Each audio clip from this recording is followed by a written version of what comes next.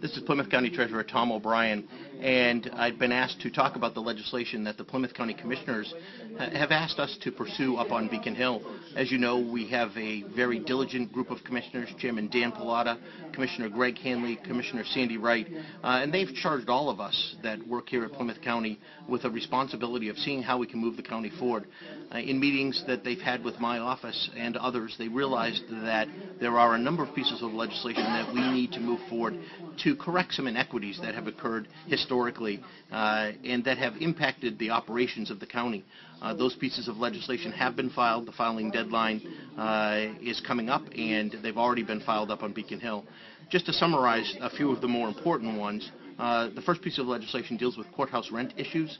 As people may or may not know, we are landlords for 3 courthouses here in Plymouth County, a courthouse in Hingham, a courthouse in Wareham, and a courthouse in Brockton.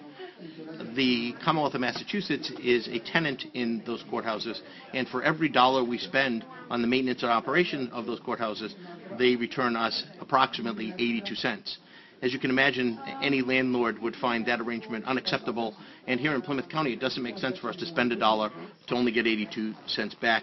This piece of legislation corrects that inequity and allows us an opportunity to recoup 100% of what we're spending in the courthouses.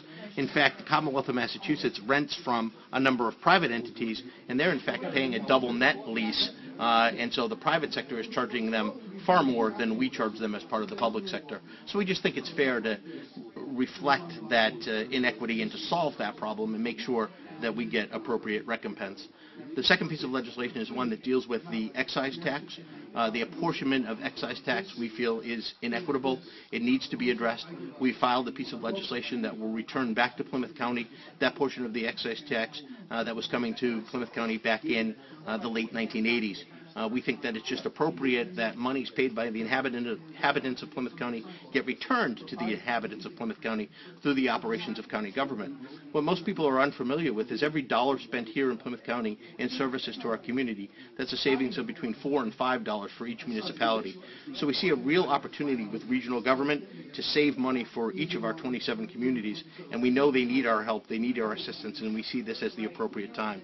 The third piece of legislation is a piece of legislation that deals with recording fees. Similar to the inequity that exists in the excise tax, in 2003, Governor Romney proposed significant increases in all recording fees collected at the county registries. Much to the dismay of each of the operational counties, 100% of that increase is going into the general fund of the Commonwealth of Massachusetts. We'd just like to address that and have some portion of that increase come back to the operations of county government, and we believe that's something that needs to happen. The fourth piece of legislation is a piece of legislation that deals with pension fund liability. As people are aware, on January 1st, 2010, the Commonwealth of Massachusetts took over the operations and facilities of the County Corrections Department. In doing so, they took the assets, but they left behind a liability, and that liability are the pension obligations of the retirees of the Sheriff's Department. We believe that's an obligation for the Commonwealth of Massachusetts.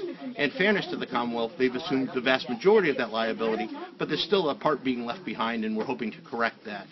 Another and final piece of legislation I think of interest is the stabilization fund. Most people are unaware that unlike cities and towns, Plymouth County and the other county governments do not have the ability in a year where they may have more revenue than expenses to apply that revenue into a stabilization fund. This piece of legislation would afford us that opportunity, just like every city and town in the Commonwealth of Massachusetts.